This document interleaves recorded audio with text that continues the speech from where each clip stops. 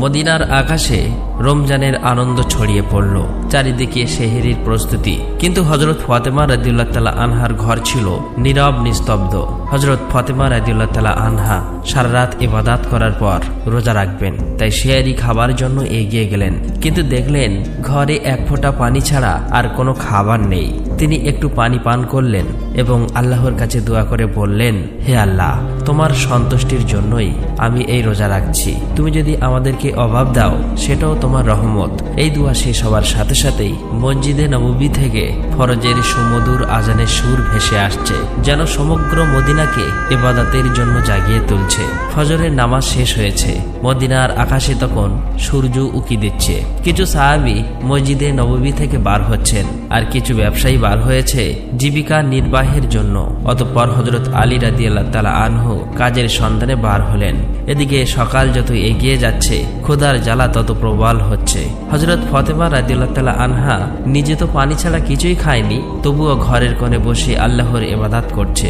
এমন সময় ছোট্ট হাসান হুসাইন রাদিয়াল্লাহু তাআলা আনহু ধীরে ধীরে মা ফাতেমার কাছে আসলো এবং কোমল কণ্ঠে বলল, আম্মাজান, আমাদের প্রচন্ড ক্ষুধা লাগছে, আমাদের কিছু খেতে দিন, ক্ষুধার জ্বালা আর সহ্য করতে পারছি না। এই কথা শুনে হযরত ফাতেমা রাদিয়াল্লাহু তাআলা আনহার চোখের কোণায় পানি চলে আসলো। হৃদয়টা যেন হাহাকার হয়ে উঠল। তিনি কিছুই বলতে পারছে না, তবুও হাসি মুখে তাদের বললেন, বাবা, এই জীবন তো পরীক্ষা মাত্র। বাবা, একটু অপেক্ষা করো, ইনশাআল্লাহ তোমার আব্বাজান কিছু খাবার নিয়ে আসবেন। এটা শুনে শিশু হাসান এবং হুসাইন রাদিয়াল্লাহু তাআলা আনহু আনন্দিত হয়ে সেখান থেকে চলে গেলেন। কিন্তু তিনি নিজেও ইফতারের অপেক্ষায় আছে। তার নিজের প্রচন্ড ক্ষুধা লাগছে, মাথাটা হালকা ঝিমঝিম করছে। তখন তিনি আল্লাহর কাছে দোয়া করে বললেন, হে আল্লাহ, তুমি আমাদের রিজিক দাতা। আল্লাহ গো, তুমি আমাদের রিজিক দাও। তুমি আমাদের সন্তানদের কষ্ট সহ্য করার শক্তি দাও। তুমি আমাদের ঈমান দৃঢ় রাখো। এই কঠিন পরীক্ষার মাঝেও তার হৃদয়ে কোনো বিদ্রোহ নেই, কোনো হতাশ নেই, আছে শুধু ধৈর্য আর তাওয়াক্কুল। এদিকে হযরত আলী রাদিয়াল্লাহু তাআলা আনহু তখন কাজের সন্ধান পেলেন না। সূর্য ধীরে ধীরে মধ্য আকাশে উঠে এসেছে। উত্তপ্ত রোদ ও গরমের তীব্রতা মদিনার মাটিকে ঝলসে দিচ্ছে। কিন্তু বাড়ির কথা ভাবতেই হযরত আলী রাদিয়াল্লাহু তাআলা আনহুর চোখে পানি চলে আসলো।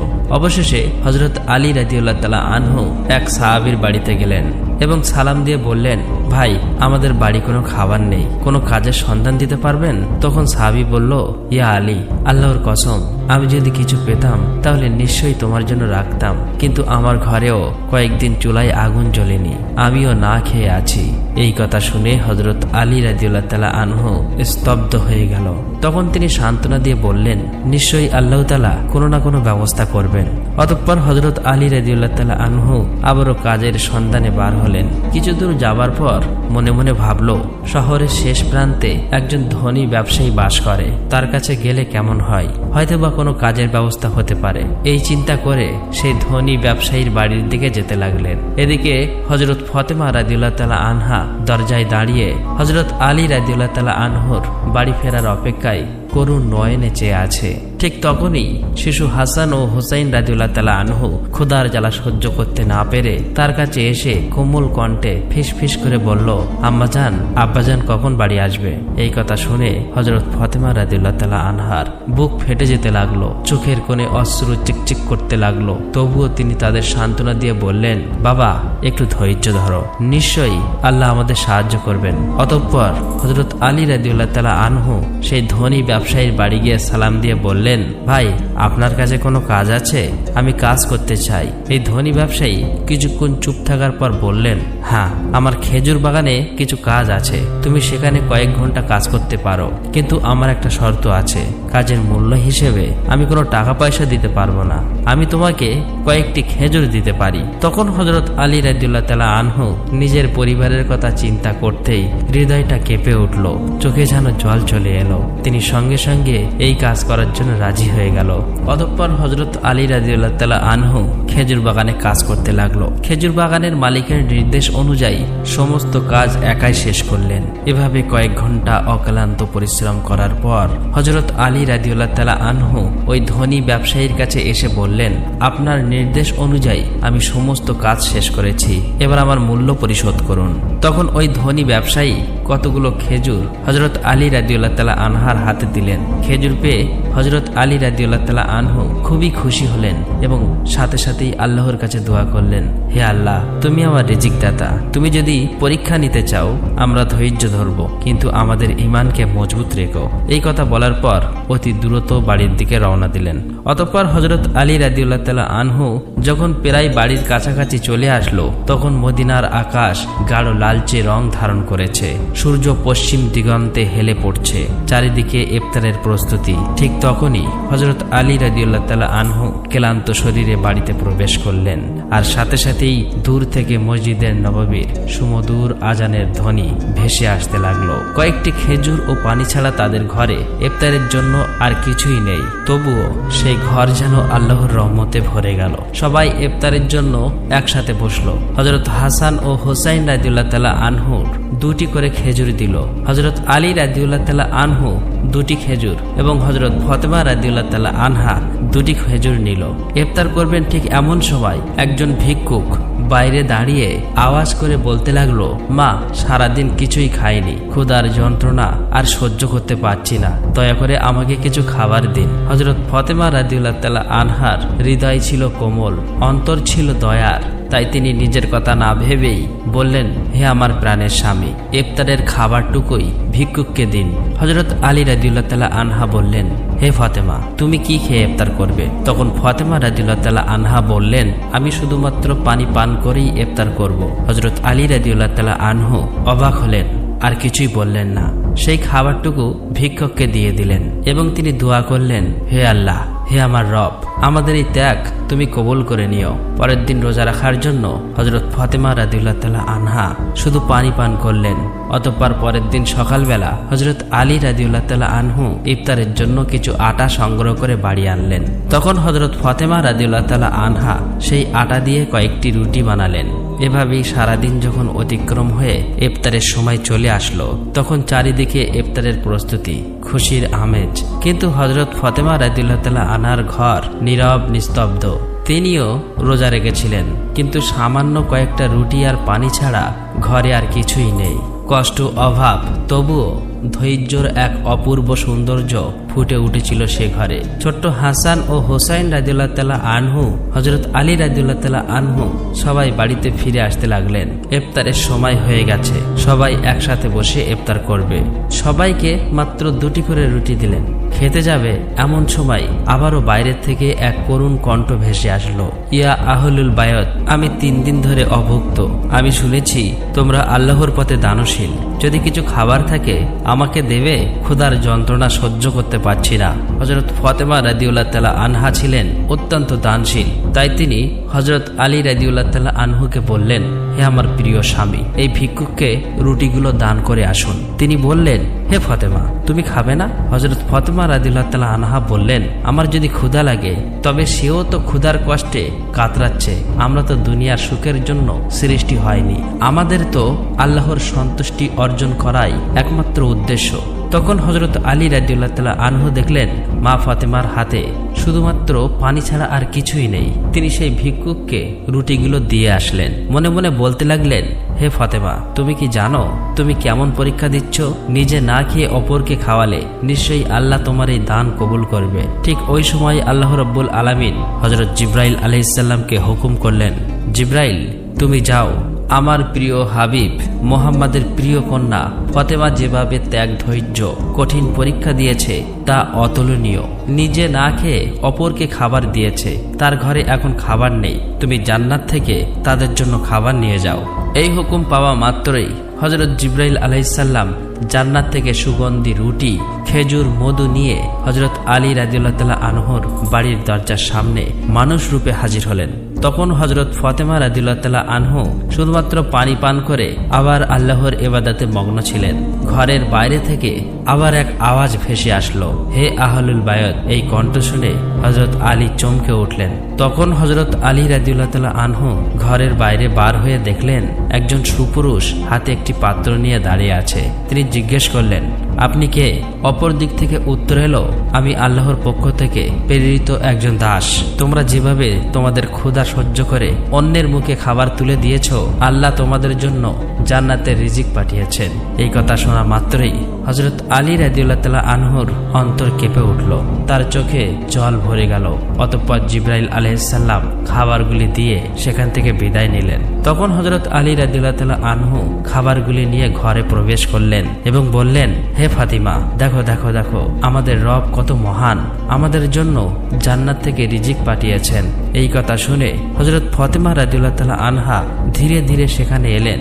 এগুলি দেখে বিস্ময় হতবাক হয়ে গেলেন। এক মধুময় নয়নে ওই পাত্রের দিকে তাকিয়ে রইল আর মনে মনে ভাবতে লাগলেন, হে আল্লাহ, তুমি কতই না মহান। তিনি বুঝতে পারলেন এটি কোনো সাধারণ খাবার নয়। এত সুগন্ধি রুটি, মধু, খেজুর, এ তো জান্নাতের খাবার। এদিকে শিশু হাসান এবং হোসাইন রাদিয়াল্লাহু তাআলা আনহু সেখানে এসে বললেন, আম্মাজান, এই খাবারগুলো কাদের এবং কোথা থেকে এসেছে? তখন হযরত ফাতিমা রাদিয়াল্লাহু তাআলা আনহা তাদেরকে বললেন, বাবা, খাবারগুলো আমাদের মহান আল্লাহ রাব্বুল আলামিন আমাদের জন্য জান্নাত থেকে খাবার পাঠিয়েছেন। হযরত হাসান এবং হোসাইন রাদিয়াল্লাহু তাআলা আনহু বললেন, আম্মাজান, এটা কি সত্যি? তিনি বললেন, বাবা, এটা সত্যি, এটি আল্লাহর রহমত। সেই সময় হযরত ফাতিমা রাদিয়াল্লাহু তাআলা আনহার চোখে জল টলমল করছিল। তখন তারা সবাই আল্লাহর শুকরিয়া আদায় করলেন। খাবার মুখে দেওয়ার পরই তাদের চোখ থেকে অশ্রু ঝরে পড়ল। এই খাবার ছিল আল্লাহর ভালোবাসার প্রমাণ। অতঃপর পরের দিন সকাল থেকেই সমগ্র মদিনার অলিতে গলিতে এই খবর প্রকাশ হয়ে গেল যে হযরত ফাতিমা রাদিয়াল্লাহু তাআলা আনহার ঘরে আল্লাহর পক্ষ থেকে জান্নাত থেকে খাবার এসেছে। এমনকি স্বয়ং রাসূল সাল্লাল্লাহু আলাইহি ওয়াসাল্লামও জানতে পারলেন। এই খবরটি পেয়ে অনেকেই অবাক হলেন, অনেকে আনন্দিত হলেন, আবার অনেকের ঈমান আরো মজবুত হলো। কিন্তু অন্যদিকে অনেক মুনাফিক যারা সন্দেহপ্রবণ ছিল, তাদের এই কথাটি কোনো মতেই বিশ্বাস হচ্ছিল না। তাদের মধ্য থেকে একদল লোকের কাছে গিয়ে বলল, তোমরা কি সত্যি বিশ্বাস করো যে জান্নাত থেকে খাবার আসতে পারে? তখন ওই লোকগুলো বলল, আল্লাহ তাআলা চাইলে সবকিছুই সম্ভব, কিন্তু শুধুমাত্র ফাতেমার জন্য কেন জান্নাত থেকে খাবার আসবে? এইসব সন্দেহপ্রবণ কথা ধীরে ধীরে মদিনার অলিতে গলিতে ছড়িয়ে পড়ল। যখন মুহাম্মদ সাল্লাল্লাহু আলাইহি ওয়াসাল্লামের কানে এই খবরটি পৌঁছালো, তখন তিনি সবার উদ্দেশ্য করে বললেন, হে মদিনাবাসী, তোমরা কি বিশ্বাস করো না যে আল্লাহ তার বান্দাদের জন্য অলৌকিক ব্যবস্থা করতে পারেন? যদি আল্লাহ মেরাজের রাতে আমাকে জান্নাতে নিয়ে যেতে পারেন, তবে তিনি কি আমার কন্যার জন্য জান্নাতের খাবার পাঠাতে পারেন না? আমার কন্যা ফাতেমা জান্নাতের নারীদের সর্দারিনী। আল্লাহ তাকে যে মর্যাদা দিয়েছেন তা অতুলনীয়। এই ঘটনা সেই মর্যাদার একটি নিদর্শন। অতঃপর হযরত মুহাম্মদ সাল্লাল্লাহু আলাইহি ওয়াসাল্লাম সূরা আত-তালাকের একটি আয়াত তেলাওয়াত করে শোনান, যার বাংলা অর্থ, যে ব্যক্তি তাকওয়ার পথে চলে, আল্লাহ তাকে এমনভাবে রিজিক দান করেন যা সে কল্পনাও করতে পারে না। তখন সবাই নীরব হয়ে গেল। এই কথাগুলো শুনে সাহাবীরা আরো দৃঢ় ঈমান লাভ করলেন। যখন এই ঘটনা সমগ্র মদিনায় এক আলোড়ন সৃষ্টি করলেন, তখন মুনাফিক কাফেররা ক্রোধে ফেটে পড়ল। তাই তাদের অনুসারীদের ডেকে বলল, তোমরা কি দেখেছ মুহাম্মাদের কন্যা এমন মর্যাদা পেয়েছে যা পৃথিবীর অন্য কেউ পায়নি? যদি এই ঘটনা আরো প্রচার হতে থাকে, তাহলে মানুষের ঈমান আরো শক্তিশালী হবে এবং আমাদের ষড়যন্ত্র ব্যর্থ হয়ে যাবে। তখন তাদের এক অনুসারী বলল, আমরা কি করতে পারি? তখন এই কাফির মুনাফিকরা বলল, মানুষের মনে সন্দেহ ঢুকিয়ে দাও। তোমরা বলবে, এ তো কেবল একটি গল্প, হয়তো ফাতেমা স্বপ্ন দেখেছেন। আরো বলবে, মুহাম্মদ শুধু তার কন্যার মর্যাদা বাড়ানোর জন্য এমন কথা বলছেন। আমরা তো কখনোই জান্নাতের খাবার দেখিনি, হয়তো এটি একটি গল্প। এই কথা মতো পরের দিন থেকে কাফের মুনাফিকদের দল অলিতে গলিতে বাড়িতে বাড়িতে গিয়ে প্রচার করতে লাগলো যে এটি একটি মিথ্যা গল্প।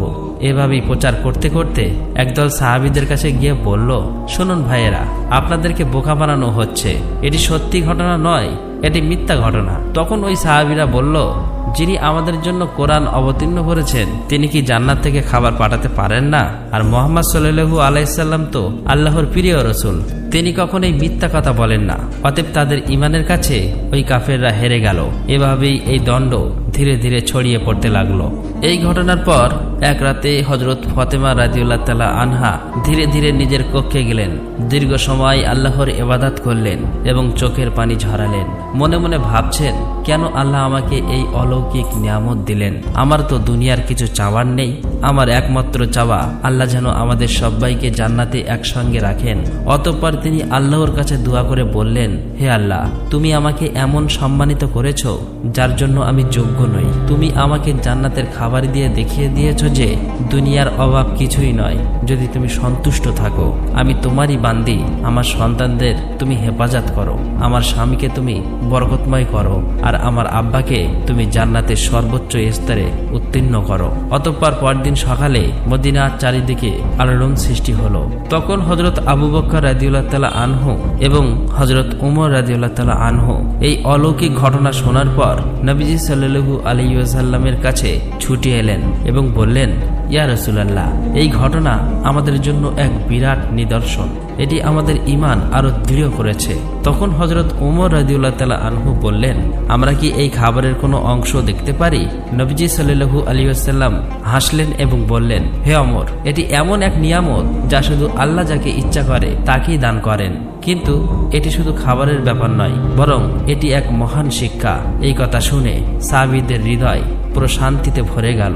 অবশেষে হযরত মুহাম্মদ সাল্লাল্লাহু আলাইহি ওয়াসাল্লাম হযরত ফাতেমা রাদিয়াল্লাহু তাআলা আনহার বাড়িতে এলেন। তিনি জানতেন তার কন্যা ফাতেমা শুধু তার মেয়ে নয়, বরং তিনি ইসলামের এক মহান আদর্শ।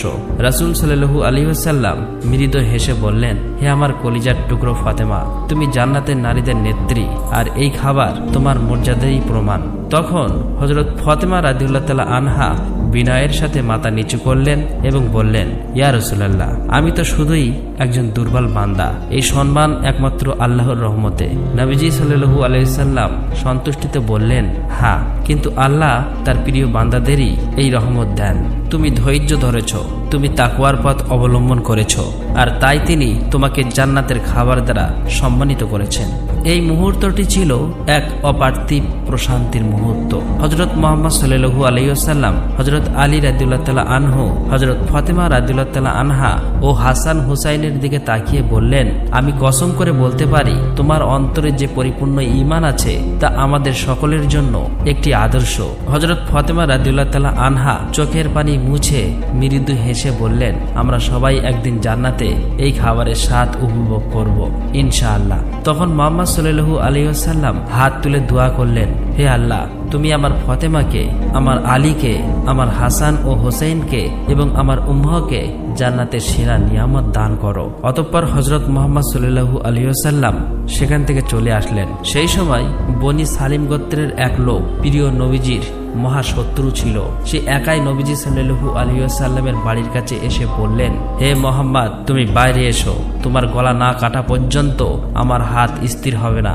এমনই অমানবিক কথাবার্তা বলতে লাগলো। তখন হযরত উমর ফারুক রাদিয়াল্লাহু তাআলা আনহু ও বেশ কয়েকজন সাহাবী লোকটার এরূপ আচরণ দেখে খুবই রেগে গেলেন এবং বললেন, ইয়া রাসূলুল্লাহ, আপনি অনুমতি দিলে এই শয়তানকে তলোয়ার দিয়ে দ্বিখণ্ডিত করে দেই। তখন নবী করিম সাল্লাল্লাহু আলাইহি ওয়াসাল্লাম ঘরের বাইরে এসে সাহাবীদেরকে বললেন, সাবধান, তোমরা ওকে কিছুই বলবে না, কেননা ও তো এটাই জানে না যে আল্লাহ কে, তার নবী কে এবং ইসলাম কি। যখন এগুলো বুঝতে পারবে তখন আর এই রূপ কথা মুখে উচ্চারণ করবে না। অতঃপর রাসূল সাল্লাল্লাহু আলাইহি ওয়াসাল্লাম ধীরে ধীরে লোকটির কাছে এসে অতি নম্র ভাষায় মিষ্টি সুরে বললেন, তুমি আমার উপর এমন রাগান্বিত হলে কেন? এই আসমান, জমিন, মানুষ, বিশ্ব জগতের একমাত্র সৃষ্টিকর্তা যিনি, আমি তো শুধু তার কথাই বলি। আমি শুধু তার উপর ঈমান আনার জন্যই সবাইকে ডাকি। একমাত্র আল্লাহকে ভয় করো, যিনি অসীম ক্ষমতাশালী এবং সর্বশক্তিমান। তাই বলছি, গর্ব ও অহংকার আর ক্রোধ, হিংসা বাদ দিয়ে সেই মহান আল্লাহকে ভয় করো আর আযাবকে ভয় করো, নয়তো অনন্ত অসীম কাল কঠোর আযাব ভোগ করতে হবে। রাসূল সাল্লাল্লাহু আলাইহি ওয়াসাল্লামের মুখে এরূপ কথা শুনে তার কোমল ব্যবহার দেখে লোকটি স্তব্ধ হয়ে গেল। কিছুক্ষণ চুপ থাকার পর হঠাৎ বলে উঠল, নিশ্চয়ই মুহাম্মদ সাল্লাল্লাহু আলাইহি ওয়াসাল্লাম আল্লাহর প্রেরিত রাসূল। আমি আপনার কথায় বিশ্বাস স্থাপন করে এক আল্লাহর উপর ঈমান আনলাম। এই কথা বলার পর সাথে সাথেই নবীজির হাতে হাত রেখে কলেমা পড়ে মুসলমান হয়ে গেল। তখন মুহাম্মদ সাল্লাল্লাহু আলাইহি ওয়াসাল্লাম সেই ব্যক্তিকে ঘরের মধ্যে নিয়ে গেলেন। তাকে জিজ্ঞাসা করলেন, তোমার বাড়িতে কে আছে? তুমি কিভাবে খাও এবং কিভাবে চলাফেরা করো? নানান প্রশ্ন করলো। তখন লোকটি বলল, ইয়া রাসূলুল্লাহ, আমি হলাম বনি সালিম গোত্রের সবচেয়ে বেশি গরিব মানুষ। দিন মজুরি করে কোন রকম সংসার চালাই, অধিকাংশ সময় না খেয়েই থাকি। তখন রাসূল সাল্লাল্লাহু আলাইহি ওয়াসাল্লাম উপস্থিত সাহাবীদের লক্ষ্য করে বললেন, তোমাদের মধ্যে এমন কেউ কি আছে যে একটি উট দান করবে? সঙ্গে সঙ্গে হযরত আব্দুল্লাহ ইবনে আব্বাস রাদিয়াল্লাহু তাআলা আনহু বললেন, ইয়া রাসূলুল্লাহ, আমার মাত্র একটি উট আছে, আমি সেইটি দান করলাম। তারপর রাসূল সাল্লাল্লাহু আলাইহি ওয়াসাল্লাম আবার বললেন, তোমাদের মধ্যে এমন কেউ কি আছে যে একটি পাগড়ি দান করবেন? সাথে সাথেই হযরত আলী রাদিয়াল্লাহু তাআলা আনহু নিজের মাথার পাগড়িটা দান করলেন। রাসূল সাল্লাল্লাহু আলাইহি ওয়াসাল্লাম আবার বললেন, তোমাদের মধ্যে এমন কেউ কি আছো যে এই নতুন মুসলিম ভাইয়ের জন্য খাদ্যের ব্যবস্থা করবে? তখন হযরত সালমান ফার্সি বললেন, ইয়া রাসূলুল্লাহ, আপনি অনুমতি দিলে আমি কোনো না কোনো বাড়ি থেকে খাদ্যের ব্যবস্থা করতে পারি। অতঃপর হযরত সালমান ফার্সি ওই নও মুসলিমকে নিয়ে অনেক বাড়িতে গিয়ে খাদ্যের সন্ধান করতে লাগলেন, কিন্তু কোথাও কোনো খাবার পেলেন না। অবশেষে হযরত ফাতেমা রাদিয়াল্লাহু তাআলা আনহুর বাড়িতে আসলেন। হযরত সালমান ফার্সি বললেন, হে ফাতেমা, এই নতুন মুসলিম ভাইয়ের খাবারের জন্য অনেক বাড়িতে ঘুরলাম, কিন্তু কোথাও কিছু পেলাম না। এখন তোমার ঘরে যদি কোনো খাদ্য থাকে তাহলে একে দিন। এই কথা শুনে হযরত ফাতেমা রাদিয়াল্লাহু তাআলা আনহার দুই চোখের অশ্রু সিক্ত হয়ে উঠল। তার হৃদয় ছিল কুসুমের মতো কোমল।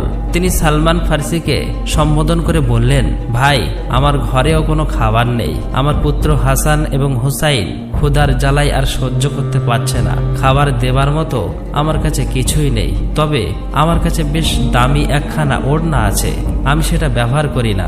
আপনি সেই ওড়নাটা নিয়ে ইহুদিদের বাড়ি যান এবং সেখান থেকে এই ওড়নাটা বিক্রি করে তার মূল্য দিয়ে কিছু আটা কিনে আমার এই নও মুসলিম ভাইয়ের জন্য খাদ্যের ব্যবস্থা করুন।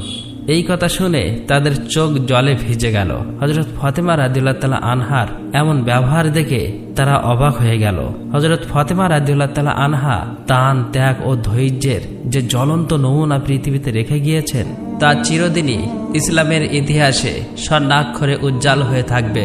আমরা যদি সবাই সামর্থ্য অনুযায়ী অসহায় গরিব মিসকিনদের সাহায্য করতে পারি, তাহলে ধনী গরিব সকলেই সুখী জীবন যাপন করতে পারবো। প্রিয় দর্শক, আমরা সকলেই সেই দয়ালু, দানশীল, উত্তম চরিত্রের অধিকারী হযরত ফাতেমা রাদিয়াল্লাহু তাআলা আনহার মতো ও রাসূল সাল্লাল্লাহু আলাইহি ওয়াসাল্লামের মতো উত্তম চরিত্র ও দানশীল হতে পারি। আল্লাহ রাব্বুল আলামিন আমাদের সকলকে সেই তৌফিক দান করুক। আমিন।